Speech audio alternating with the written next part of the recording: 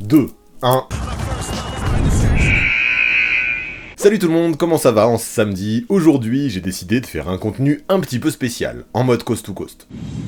Parce que ouais, vous le savez, la trade deadline arrive le 6 février, et en attendant la date fatidique, les bruits de couloir se font de plus en plus nombreux. Du coup, pour l'occasion, j'ai voulu prendre les 30 équipes de la NBA afin d'étudier leur cas, à tour de rôle. On va faire 15 équipes aujourd'hui, celles de l'Est, avant de faire les 15 de l'Ouest samedi prochain. Là, en quelques mots, j'essaierai d'identifier les besoins de toutes ces teams avant la deadline. Ce sera la première étape. Ensuite, j'irai voir, parmi les joueurs potentiellement sur le marché, qui pourrait correspondre à ces besoins. Et pour ajouter un petit peu de difficulté, si j'associe un joueur à une équipe, je m'interdirai de le mettre ailleurs après. On va pas mettre Pascal Siakam partout. Ah ben non, on va clairement pas le mettre partout parce qu'il a été transféré quelques heures après le tournage de cette vidéo. Forcément, ça a changé des petits trucs, mais vous inquiétez pas, vous allez voir, je me suis adapté comme j'ai pu. En gros, l'idée pour les 30 équipes, ce sera de proposer un joueur différent en fonction des besoins qui seront à chaque fois identifiés pour chaque franchise. Bref, j'en fais pas plus, vous allez vite comprendre quand on va le faire, alors on ne perd pas plus de temps et on y va. Quel joueur faut-il pour ton équipe avant la trade deadline ?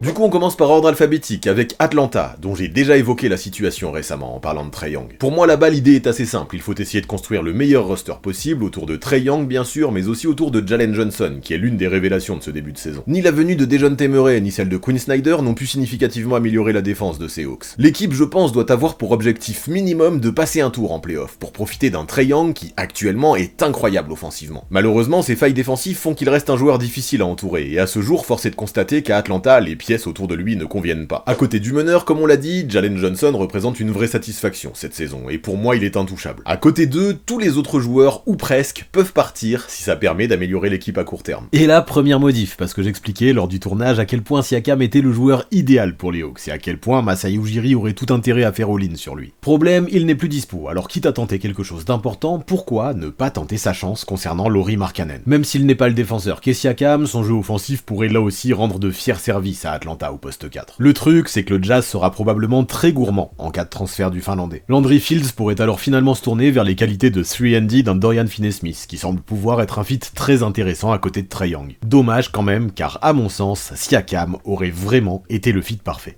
Passons à Boston maintenant, et là-bas tout va bien, l'équipe a le meilleur bilan de la ligue et tout tourne comme il faut. N'empêche que bon, si t'es fan de cette équipe, tu pourras pas me faire croire que tu es satisfait à 100% du banc des Celtics. Si Tatum et Brown assurent sur les postes 3 et 4, derrière eux, Hauser et Brissett, ça reste quand même un peu limité. Avec un Horford vieillissant du haut de ses 37 ans et malgré toute l'énergie de Peyton Pritchard, le banc pourrait manquer d'un petit peu de profondeur. Du coup, je voudrais un profil de mec qui pourrait scorer, shooter et surtout apporter une vraie plus-value à cette seconde unit, notamment offensivement. Et dans ce profil d'ailier, du côté de Détroit, Bojan Bogdanovic me paraît être le candidat idéal. Poste 3-4 capable de créer et de scorer dans toutes les positions, il apporterait directement un boost impressionnant au banc des Celtics, qui pour moi, d'un coup, deviendraient les grands favoris au titre. L'arrivée d'un joueur comme le Croate pourrait gommer immédiatement la principale faiblesse de la Maison Verte. Un premier tour de draft pourrait convaincre les Pistons de le lâcher, et je serais Brad Stevens, je me pencherai sérieusement sur cette affaire-là. À Brooklyn, maintenant, il faut noter qu'on est un petit peu, en ce moment, dans un entre-deux. L'équipe a beau afficher plusieurs jeunes joueurs talentueux dans son effectif, il manque un vrai leader chez ces Nets. Michael Bridges n'est pas assez régulier, et semble plutôt correspondre au profil du lieutenant de luxe que celui de franchise player, tandis que Cam Thomas est bien trop individualiste et unidimensionnel pour prétendre à ce rôle malgré tout son talent au scoring. Résultat, ça pédale un petit peu dans la semoule du côté de Brooklyn, avec une équipe en danger qui lutte actuellement pour se qualifier pour le play-in. Et chez les Nets, il faut faire quelque chose vite pour ne pas rester dans cet entre-deux, soit récupérer une pièce qui permet à l'équipe d'avoir des ambitions immédiates, soit faire une croix sur cette saison en priorisant la future draft. Royce O'Neal, Dorian Finney-Smith ou encore Lonnie Walker pourraient plaire à des équipes contenders, et ça pourrait être l'occasion pour les Nets d'aller choper quelques pics. Je pense de toute façon que d'ici la deadline, cette franchise doit rester à l'écoute, et rester ouverte à pas mal de choses, pas mal de projets. Par exemple, des rumeurs associées Dejounte Murray à la franchise de Brooklyn ces dernières semaines. Pour l'obtenir, il faudra être en mesure de lâcher au moins un first round, et un prospect, mais vu que les Hawks cherchent à tourner une page, pourquoi pas. Inhibé en raison d'un Trae Young qui joue au même poste à Atlanta, Murray semble avoir besoin d'opportunités et de ballons pour s'épanouir, des opportunités et des ballons qu'il pourrait tout à fait être en mesure d'obtenir du côté de Brooklyn. Capable de peser dans absolument tous les secteurs, Murray me semble tout à fait correspondre au jeu prôné par Jack Vaughn des deux côtés du terrain. Avec l'échec Ben Simmons, la présence à sa place dans le 5 d'un Dejounte Murray au poste 1 pourrait, je pense, changer le visage de la franchise à la fois pour le présent mais aussi pour le futur.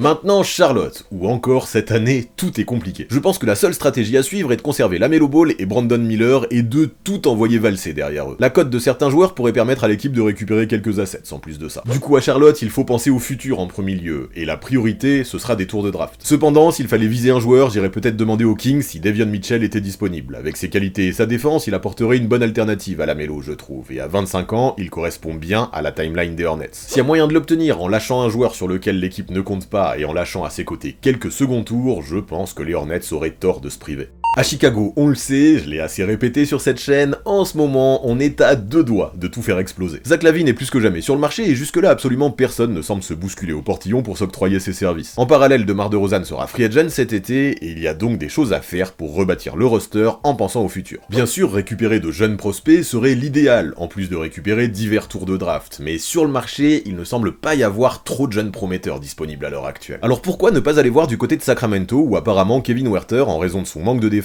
n'est plus vraiment en odeur de sainteté. Un shooter comme lui peut faire du bien à pas mal de teams, et avec ses qualités, il n'aura aucun souci à se faire une place dans le futur des Bulls, quels que soient les noms de ses coéquipiers. Des catch-and shooters comme lui, c'est toujours utile, et vu que l'arrière n'a que 25 ans, il pourrait tout à fait correspondre au profil que Chicago rechercherait en vue d'une reconstruction. À Cleveland, cette saison encore, on est bon, mais il manque juste un petit quelque chose pour revenir définitivement sur le top 3 de la conférence Est. Et en fait, ce que je me dis, c'est que derrière Mitchell et Garland, qui en plus de ça a été souvent blessé, ça manque cruellement d'un playmaker. Bien sûr, la retraite anticipée de Ricky Rubio n'a pas aidé, mais Ty Jerome, c'est trop léger, surtout que lui aussi vient de se péter. On s'en rend donc compte, même au complet, derrière Darius Garland, le poste de meneur chez les Cavs est complètement déserté, et les blessures n'arrangent rien. Alors je me dis qu'il faut aller chercher un mec qui peut porter la balle, qui peut occuper le spot de titulaire si besoin, et qui surtout sera en mesure de scorer beaucoup de points avec la seconde unit. Dans ce profil, parmi les joueurs disponibles, je me dis que Terry Rozier pourrait apporter pas mal de choses en sortie de banc. Malgré ses limites et ses choix parfois suspects, il est le genre de joueur qui sait saisir toutes les opportunités qui lui sont offertes. Chez les Cavs, il apporterait un côté dynamiteur qui je pense pourrait faire beaucoup de bien, et à mon avis, si tu lâches un first round, tu dois pouvoir convaincre les Hornets de te le lâcher. Je ne dis pas que ça ferait directement des Cavaliers un contender, mais l'arrivée de Rozier pourrait tout de même résoudre ce souci de meneur de jeu. Alors avec lui, si au moment des playoffs, la team arrive enfin à se montrer au complet, elle pourrait finalement montrer un visage très dangereux, je pense.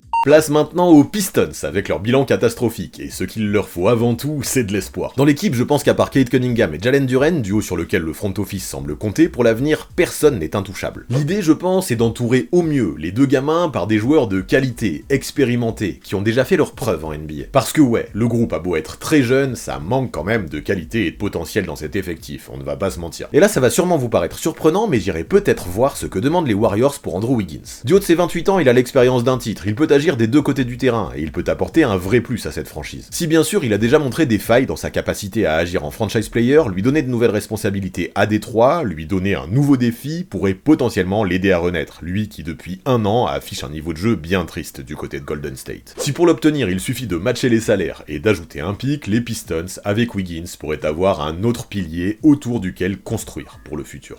Maintenant on parle des Pacers, où ça va plutôt pas mal autour du début de saison hallucinant de Tyrese Haliburton. Le meneur a beau manquer de supporting cast à mon sens, les Pacers dans son sillage continuent à asseoir leurs ambitions de playoff, c'est intéressant. Le souci quand même je trouve, c'est que sur les postes 3 et 4, entre Buddy Hield et Obi Toppin, ça manque cruellement de défense. Et là, même si l'arrivée de Pascal Siakam change pas mal de choses parce qu'elle va permettre enfin à Tyrese Haliburton d'avoir un lieutenant digne de ce nom, je vais garder les mêmes cibles pour les Pacers. À mes yeux, même si l'équipe apparaît d'un coup bien plus compétitive, ça manque peut-être un petit peu d'expérience, de filouterie et de dureté pour les playoffs, d'autant plus avec la perte de Bruce Brown. Il serait donc peut-être intéressant d'aller chercher un tonton capable d'évoluer aux 2 postes d'ailier, au poste 3 et au poste 4, et qui, si possible, sera en mesure de mettre quelques claques aux attaquants adverses si besoin. Et si en plus de ça, il a une certaine culture basket, une certaine intelligence de jeu, et un petit shoot extérieur, ce sera encore mieux. Et dans ce profil, je pense direct à Royce O'Neal des Nets, que la franchise pourrait décider de lâcher si elle abandonnait ses espoirs pour cette saison. Des deux côtés du terrain, il pourrait combler pas mal de failles chez ses Pacers. Un joueur expérimenté,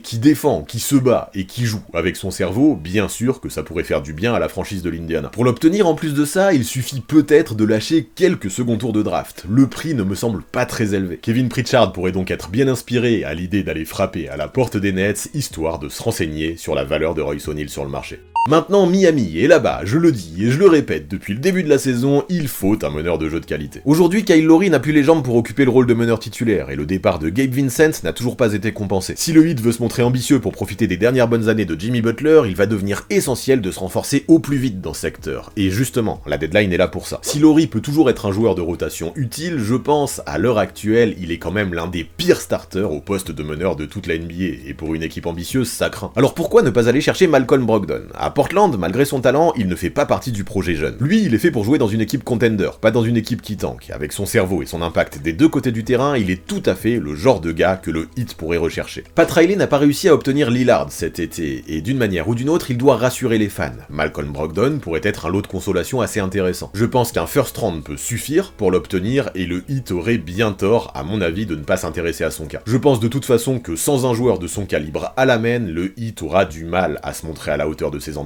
cette saison. Maintenant, Milwaukee, et offensivement, autour du duo Lillard-Antetokounmpo, l'équipe tient absolument toutes ses promesses. Par contre, même si globalement les Bucks s'en sortent dans le classement, défensivement, ce n'est pas du tout la même histoire. Dame a beau être un meneur super clutch qui, avec sa distance de shoot, est super complémentaire au Greek Freak, défensivement, il n'est pas à la hauteur, et de ce côté-là du terrain, son équipe en pâtit. On ne remplace pas Jrue Holiday comme ça, surtout quand à ses côtés, Malik Beasley est également loin d'être un expert défensif. T'as beau avoir de bons défenseurs qui ferment la raquette, si tu n'as personne pour bloquer le rideau, défensivement, tu finis par prendre l'eau, et c'est ce que les Bucks sont en train de vivre sur ce début de saison. C'est pour ça que je profiterai de l'élan de reconstruction des Bulls pour essayer d'aller leur shipper Alex Caruso, qui dans le rôle de tank défensif sur le terrain correspond exactement à tout ce que recherchent les contenders. Capable de porter la balle, de rentrer de gros shoots et de mettre une pression monstre sur le meilleur arrière adverse, Caruso représente exactement le genre de profil de team player qui doit faire saliver Adrian Griffin. Les Bulls, selon les dernières rumeurs, pourraient se montrer ouverts à l'idée de le transférer contre un premier tour de draft et un jeune prospect, quel que soit son niveau. Le prix peut sembler élevé, mais au vu de ce que peut apporter le divin chauve à cette franchise du Wisconsin, je pense que ce serait quand même dommage de ne pas se renseigner un minimum sur le sujet.